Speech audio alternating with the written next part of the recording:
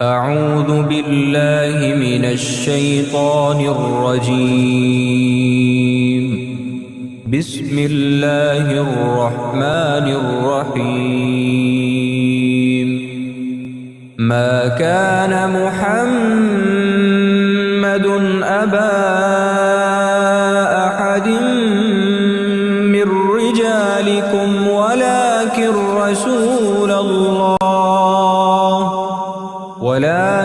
رسول الله وخاتم النبيين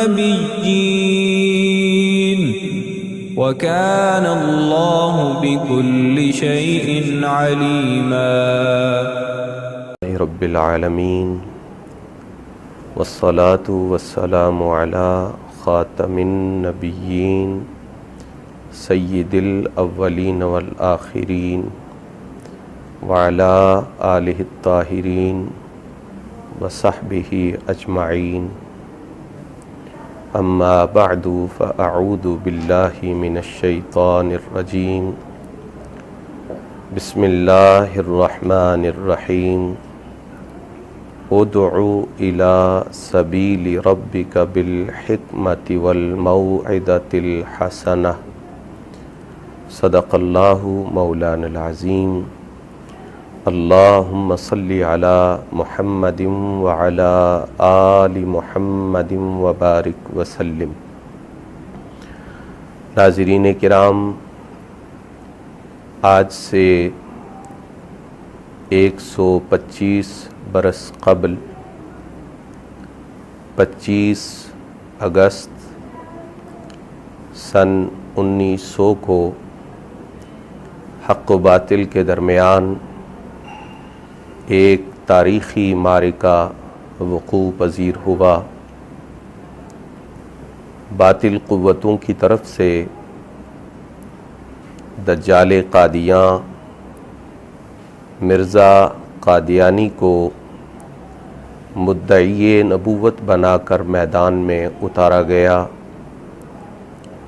اس کی تردید بلیغ کے لیے امت مسلمہ کو دلالت سے بچانے کے لیے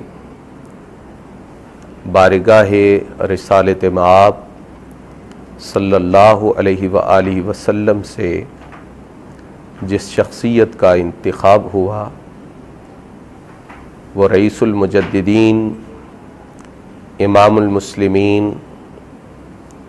فاتح قادیاں حضرت اعلیٰ سیدنا پیر مہر علی شاہ گیلانی قدس سرہ العزیز کی شخصیت ہے. امسال یعنی 1447 ہجری اور 2025 عیسوی میں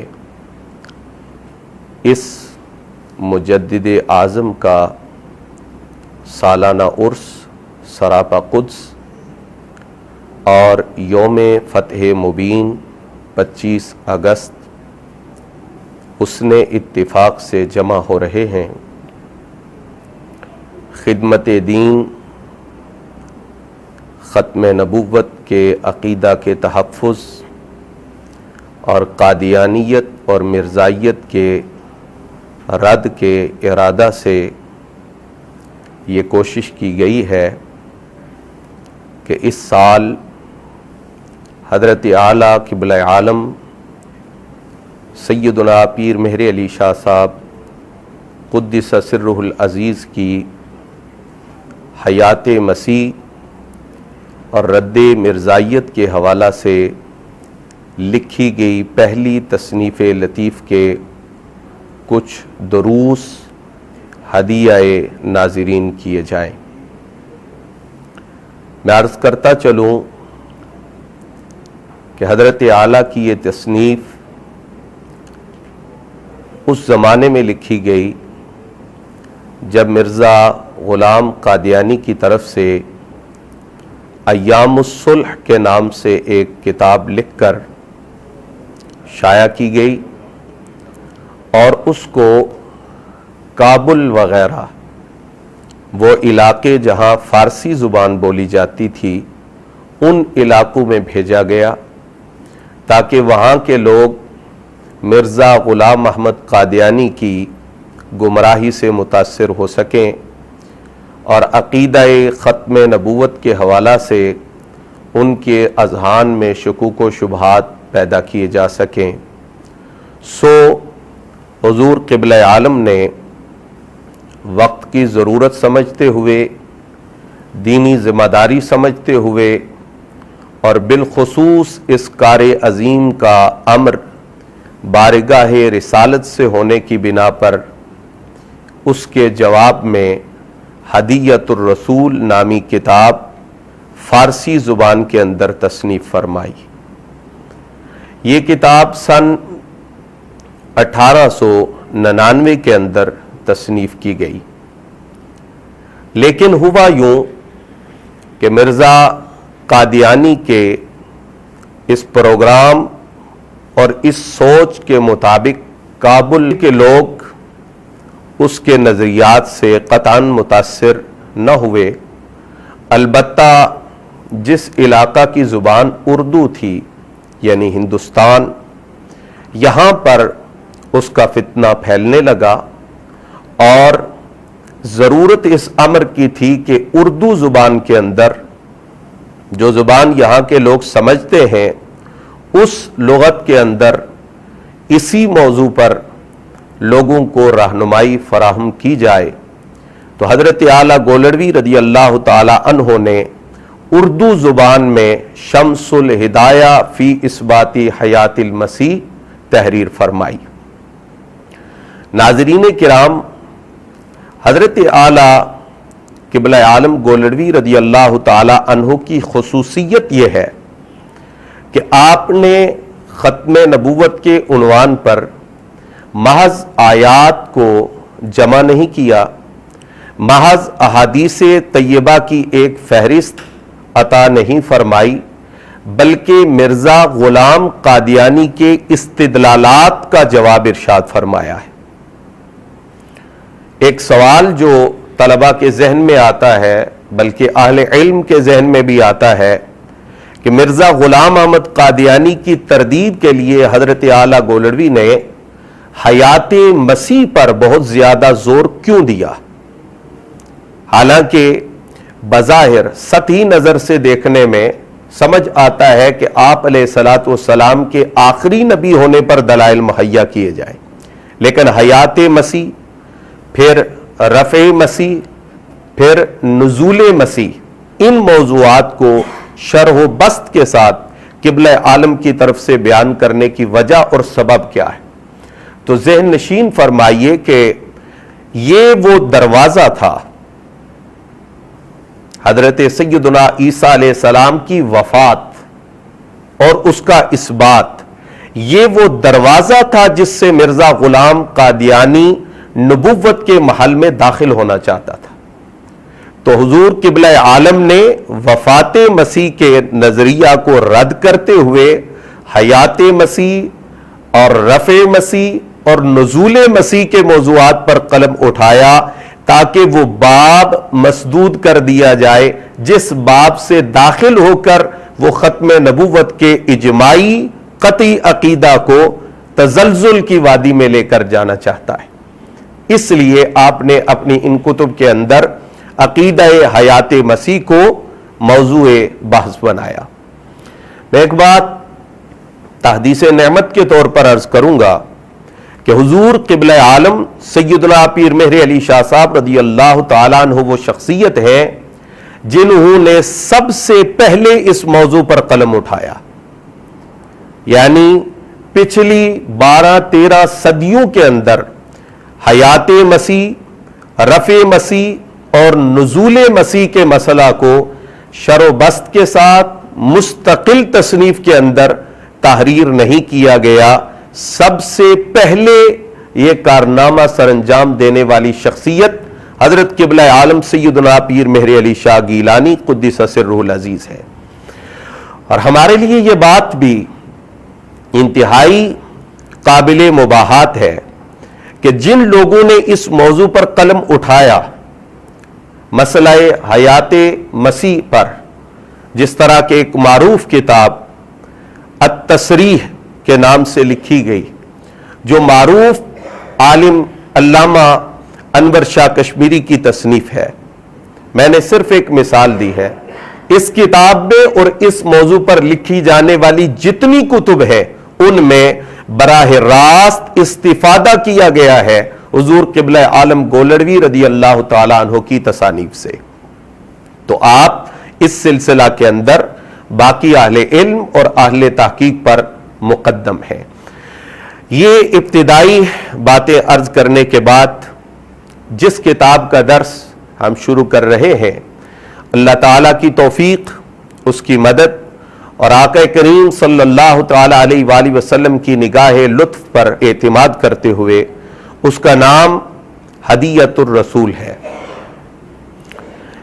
اس کتاب کے اندر حضرت قبلہ عالم نے خطبہ کے بعد مقدمہ میں 10 اصول ذکر فرمائی ہے. اصل اول، اصل دوم، اصل سوم. پہلی اصل اس حوالہ سے ہے کہ ہر مسلمان کو بالعموم بطریق الاستحباب، بطریق الندب عربی زبان سے واقفیت حاصل کرنی چاہیے، کیونکہ قرآن کی زبان عربی ہے.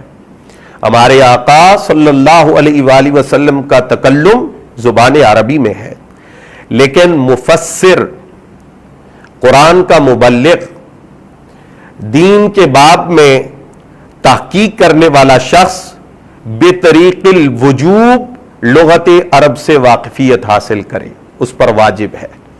پوری امت پر عربی لغت سے واقفیت حاصل کرنا یہ واجب بالکفایہ ہے. ایک طبقہ، ایک گروہ، ایک جماعت ایسی ہونی چاہیے جو عربی زبان سے واقفیت حاصل کرے. باقی جتنے لوگ اس نعمت سے سرفراز ہو سکیں انہیں ضرور سرفراز ہونا چاہیے. دوسری اصل میں حضرت قبلہ عالم رضی اللہ مجید میں مقدم و مؤخر کی بحث فرمائی ہے. اب یہ سطحی ذہن رکھنے والے لوگوں کے ذہن میں یہ بات آتی ہے کہ قرآن مجید فرقان حمید میں تقدیم اور تاخیر کا قول کرنا، مقدم اور مؤخر کا قول کرنا نعوذ باللہ قرآن مجید پر اعتراض ہے.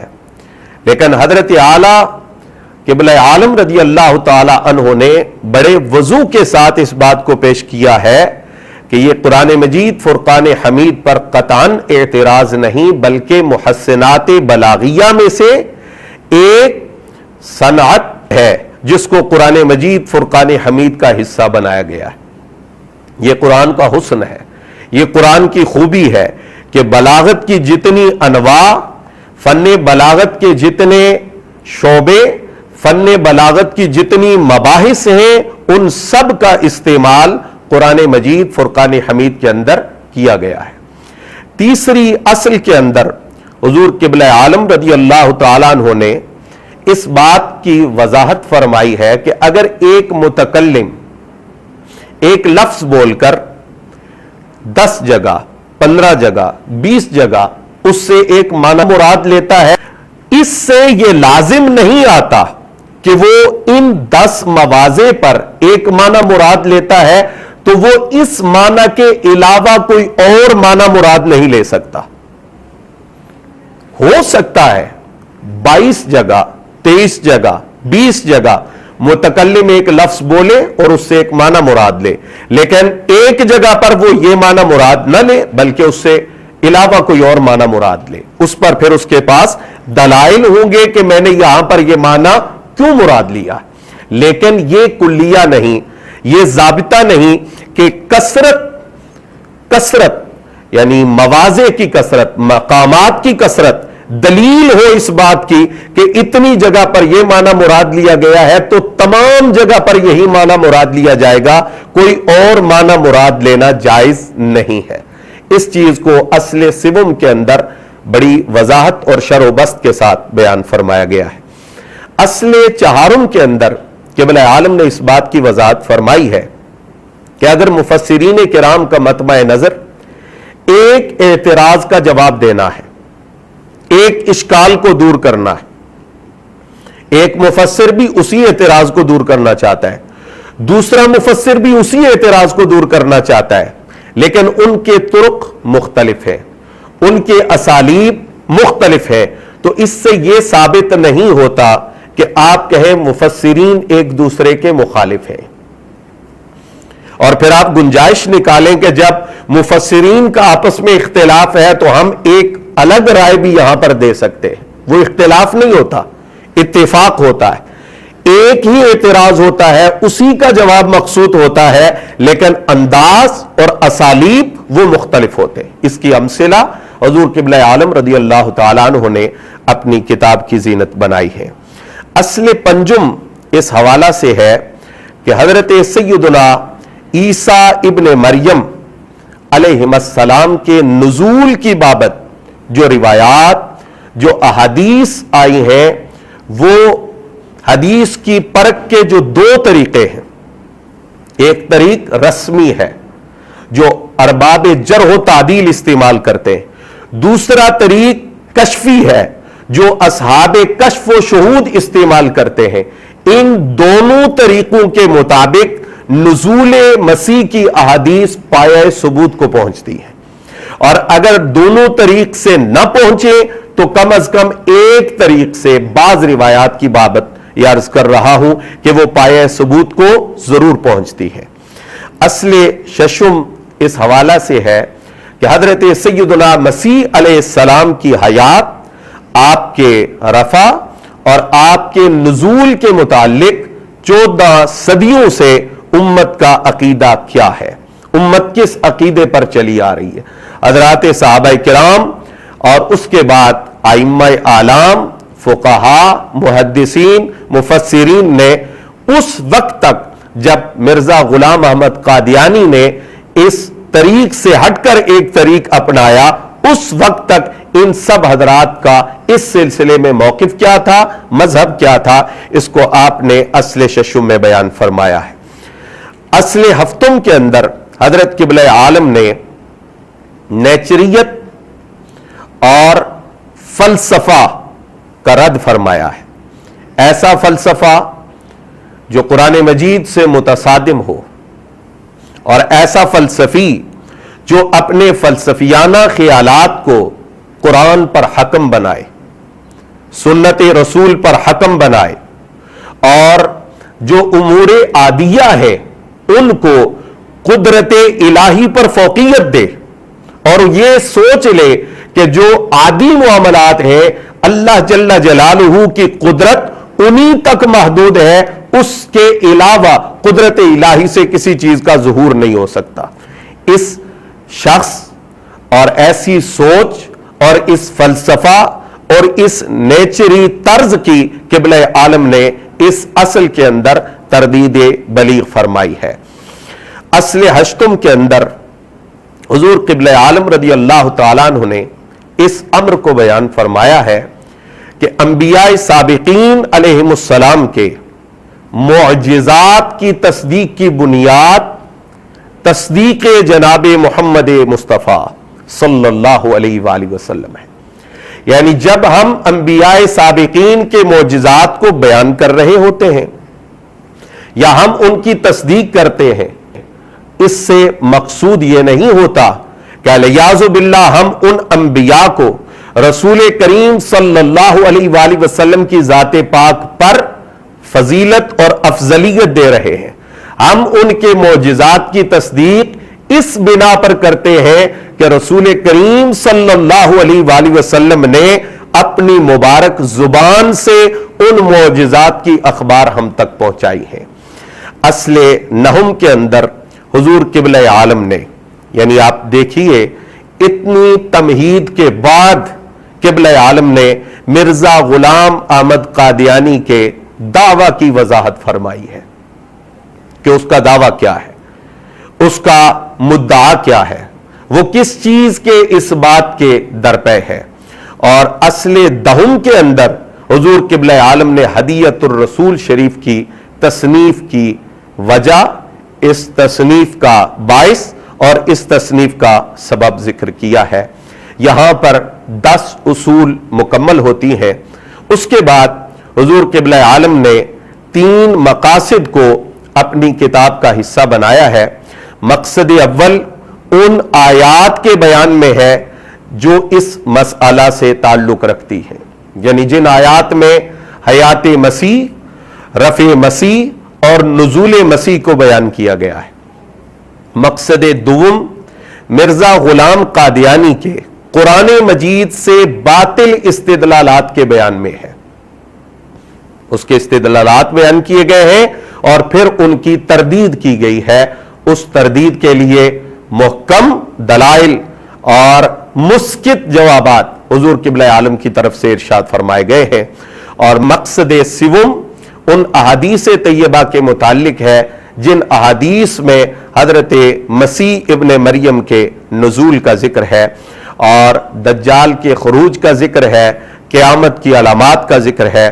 اس کے بعد حضور قبلہ عالم رضی اللہ تعالی عنہ نے فائدہ کے لیے سابقہ کتب کی تحریفات کی بابت کچھ ارشادات مہیا فرمائے ہیں، اور آخر پر حضور رحمت عالم صلی اللہ علیہ وآلہ وسلم کی مبارک زبان سے امور آتیہ، امور مستقبلہ کی بابت جو پیشین گوئیاں صادر ہوئی ہیں ان کو بیان فرمایا گیا ہے۔ یہ اختصار کے ساتھ ہدیۃ الرسول شریف کا تعارف ہے جو میں نے آپ کی خدمت میں پیش کیا ہے۔ اگلی نشست کے اندر باقاعدہ ہدیۃ الرسول کے خطبہ اور فصل اول کا آغاز کیا جائے گا۔ اللہ جل جلالہ کی بارگاہ میں دعا ہے کہ وہ ہمیں خدمت دین کے لیے، خدمت قرآن کے لیے، خدمت سنت کے لیے اپنی بارگاہ میں قبول فرمائے۔ وما علیہ الا البلاغ المبین۔